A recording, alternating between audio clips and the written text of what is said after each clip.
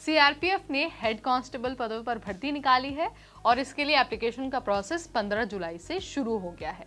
अगर आप भी इस भर्ती का हिस्सा बनना चाहते हैं तो ऑफिशियल वेबसाइट पर जाकर आप हेड कांस्टेबल भर्ती के लिए फॉर्म अपना भर सकते हैं। लेकिन आपको ये ध्यान रखना है कि 15 अगस्त के बाद आपको मौका नहीं मिलेगा। 15 अगस्त एप्लीकेशन की लास्ट डेट है और आपको 15 अगस्त से पहले अपना फॉर्म सबमिट करना होगा। सो ये जो भर्ती है ना, ये नॉर्मल भर्तियों से थोड़ी अलग है और इसमें कुछ ऐसी योग्यताएं हैं जो आपको पूरा करना बहुत ज़्यादा ज़रूरी है। सो वो योग्यताएं क्या हैं, क्या कुछ आपको ध्यान में रखना है, कैसे फॉर्म भरना है, कहाँ पर जाकर फॉर्म भरना है, चलिए आपको सब कुछ बता देते हैं।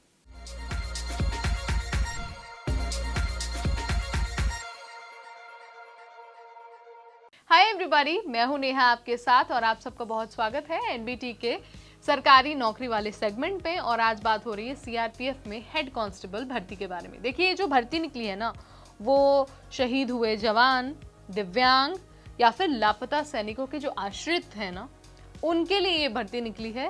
यानी कि उन्हीं के लिए हेड कांस्टेबल के लिए जो एप्लीकेशन है वो इनवाइट किए गए हैं। ऑफिशियल वेबसाइट यानी कि rect.crpf.gov.in, यहाँ पर जाकर आप फॉर्म भर सकते हैं। 15 अगस्त लास्ट डेट है, इसके बाद आपको मौका नहीं मिलेगा।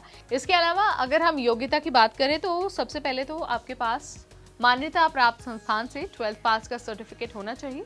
इसके अलावा आपको ये भी मेक श्योर करना है कि आपकी मिनिमम एज 18 साल और मैक्सिमम एज 25 साल हो। इससे कम या फिर इससे ज़्यादा आपकी उम्र नहीं होनी चाहिए। ये आप नोट डाउन करके रख लीजिए।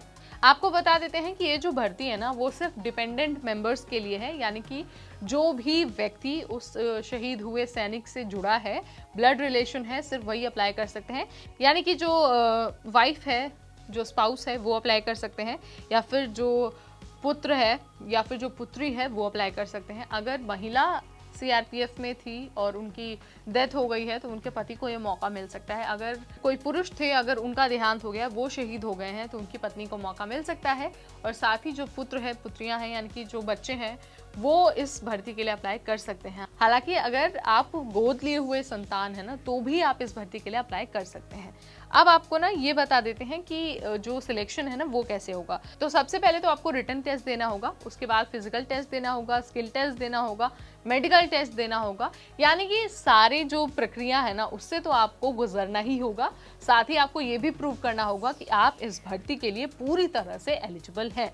और जब आप सिलेक्ट हो जाएंगे ना, तो आपको बहुत हैंडसम अमाउंट ऑफ सैलरी मिलने वाली है। यानी कि 25,500 से 81,100 रुपये तक की सैलरी।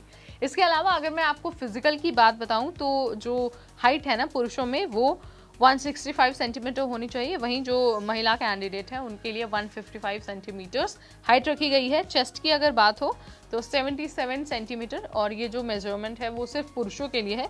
और चेस्ट फुलाने के बाद 81 सेंटीमीटर होनी चाहिए। इस बात का आपको ध्यान रखना है। वैसे तो मैंने पूरी कोशिश की है कि आपको नोटिफिकेशन से ही सारी चीज़ें बताऊं और नोटिफिकेशन की ही सारी चीज़ें आपको समझाऊं, लेकिन अगर तब भी आपको कोई कन्फ्यूजन लगता है या फिर आपको लगता है कि यार चीज़ें मुझे नहीं समझ में आ रही या फिर हमने कुछ मिस कर दिया, तो आप ऑफिशियल वेबसाइट पर जाकर डिटेल नोटिफिकेशन चेक कर सकते हैं ताकि आपको किसी तरह की कोई समस्या ना आए।